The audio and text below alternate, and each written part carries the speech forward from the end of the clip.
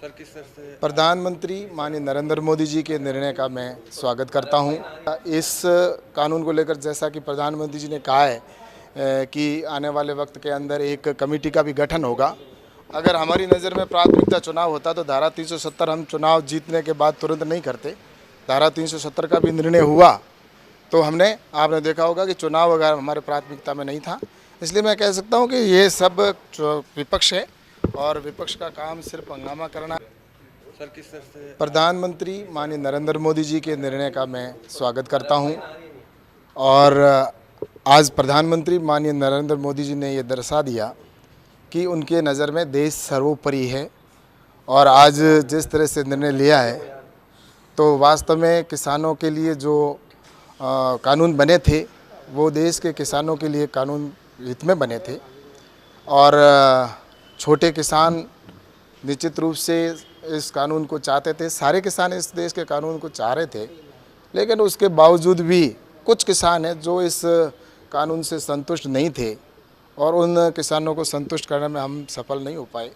लेकिन मैं कहना चाहता हूं कि आने वाले समय के अंदर निश्चित रूप से देश के किसानों के हित के निर्णय होंगे। देश के अंदर प्रधानमंत्री माननीय नरेंद्र मोदी जी के नेतृत्व में कृषि को महत्व देते हुए, किसान को प्राथमिकता में रखते हुए निर्णय लिए गए हैं और आगे भी लगातार निर्णय लिए जाएंगे।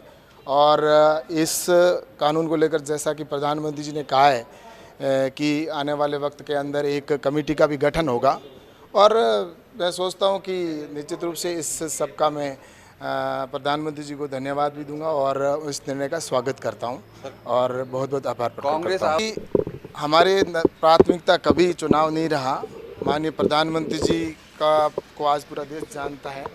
अगर हमारी नज़र में प्राथमिकता चुनाव होता तो धारा 370 हम चुनाव जीतने के बाद तुरंत नहीं करते। धारा 370 का भी निर्णय हुआ तो आपने देखा होगा कि चुनाव अगर हमारे प्राथमिकता में नहीं था। इसलिए मैं कह सकता हूँ कि ये सब विपक्ष है और विपक्ष का काम सिर्फ हंगामा करना है। और आज भी आप देख रहे हैं कि इतना बड़ा निर्णय होने के बावजूद भी कुछ लोग किसानों को अभी भी भ्रमित करने का प्रयास कर रहे हैं। लेकिन देश का किसान है वो पहले भी प्रधानमंत्री माननीय नरेंद्र मोदी जी के साथ था और आज भी देश का किसान है वो नरेंद्र मोदी जी के साथ खड़ा है। और कुछ किसान हैं जो मैं सोचता हूँ कि जिनको हम समझाने में सफल नहीं हो पाए, हम प्रयास करेंगे कि वो भी समझे इस बात को। और मुझे विश्वास है कि अब इस निर्णय के बाद में जो बॉर्डर के ऊपर किसान बैठे हैं वो अपने घरों को लौटेंगे। और मैं उनसे निवेदन करूंगा कि इतना बड़ा निर्णय होने के बाद में अब वो अपने घरों में लौटे, अपने खेत में लौटे और इस देश की कृषि को हम सब मिलकर आगे बढ़ाएं।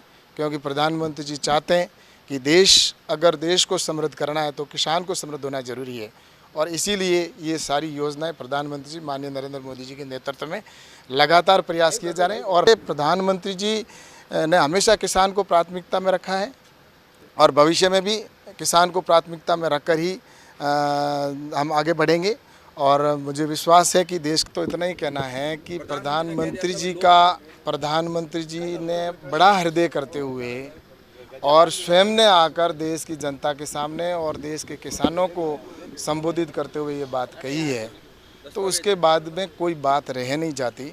और इतना बड़ा निर्णय और प्रधानमंत्री जी का जो वास्तव में आज ये सिद्ध हो गया कि प्रधानमंत्री माननीय नरेंद्र मोदी जी के लिए देश का प्रत्येक व्यक्ति महत्वपूर्ण है।